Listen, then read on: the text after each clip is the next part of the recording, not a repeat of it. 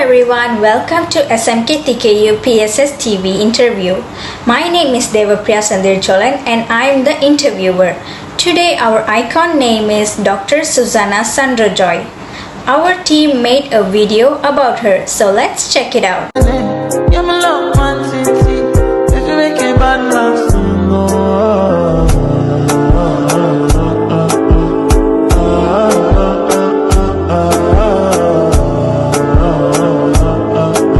Hello Miss Susanna, how are you? Hello, I'm fine. How are you?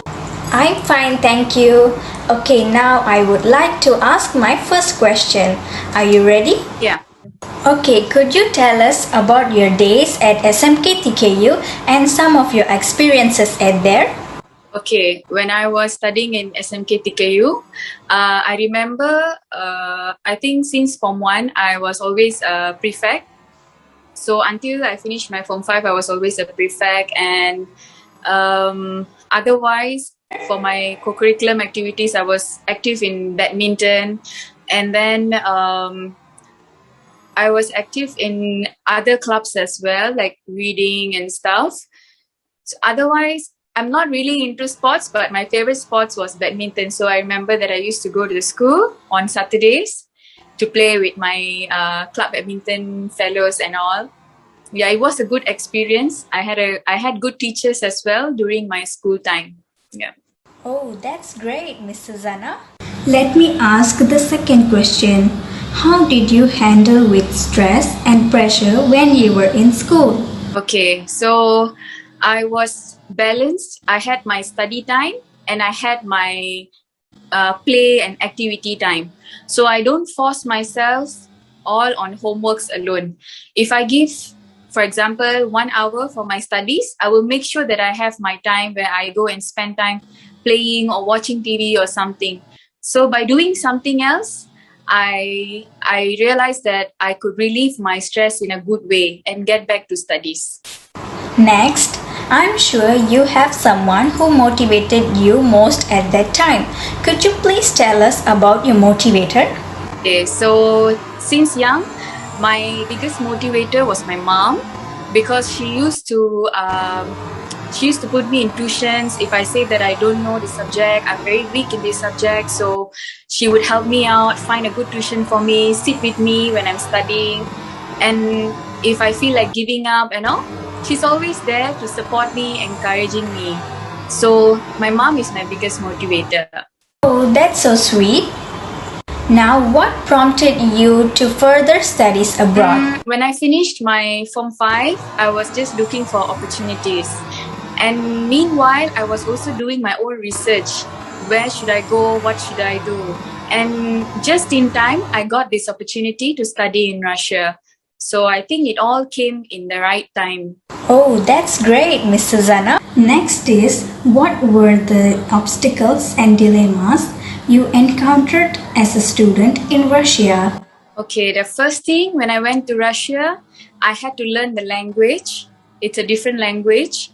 And they have 4 seasons. And the winter there is very cold. Not like Malaysia. We are in a very tropical country. It's always hot. But in Russia, it was very cold. It can go up to -20. So it was more like adjusting to the environment and people.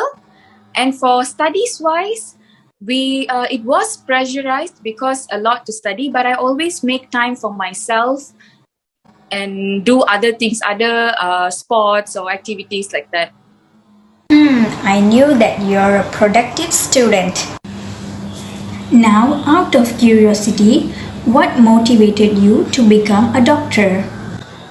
Ever since I was young, I always wanted to be a doctor. I didn't know why. But when I started going to my secondary school, we learn about different careers, different jobs like lawyer, engineer, doctors. I always wanted to be a doctor. I don't know why. When I started my Form 4, I was in science stream. I loved biology. So I realized that I wanted something in science. So along the way, I realized I loved medicine as well. And that's how I pursued to become a doctor. Could you tell us more about your journey as a doctor? Where and when did you start working as a doctor? Okay, so I graduated from my medical school in 2018, and I started my housemanship in Hospital Kuala Lumpur, HKL, and it has been 2 years now. I'm working in HKL now. Now, what are the challenges you confront as a frontliner? Okay, first of all, when you say it's a frontliner, you know that you are putting your life to risk, which means your life is more at risk. And then when you go home, your family is at risk. So, as a frontliner, the first thing is to be very cautious, very careful, to be protected.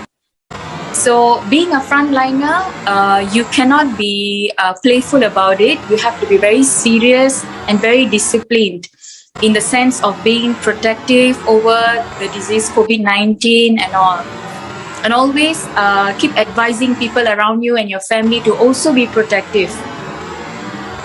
Next is, as a medical practitioner, could you advise us on what we as individuals can do to combat COVID-19 infection? I think for now, all of you know what is COVID-19 and what is the basic cleanliness you all have to take care, right? So you know what is the SOP, you know the social distancing and all. So that is the only thing actually. Always remember, wear your mask, always remember to sanitize yourself. Don't be in a crowded place. And if you think you are having, symptoms like fever or sore throat, don't get scared. COVID-19 is just a virus. It's okay. Go and check yourself and make sure that you don't spread whatever that you have to others. Always keep yourself protected first and your family as well. Next question is, as a former student of SMK TKU, what are your hopes for our students? Okay, I would like to say that concentrate and focus on your studies while you are in school, because once you are done with school, you don't get the chance again. Use every opportunities that your teachers and your school is giving you, and don't give up. If you think you fail today or you make a mistake today, take it as a stepping stone. Learn and go forward. Don't give up and always be hardworking, and you will never regret your hard works. And I wish all the best to all of you in all your exams as well. Thank you so much for your words. I appreciate it. Well, this is the last question. Are there any words of wisdom that would you like to impart to our society? Okay, I would say don't be careless in anything, in everything you do. When you know that we are living in a society, we have to take care of ourselves.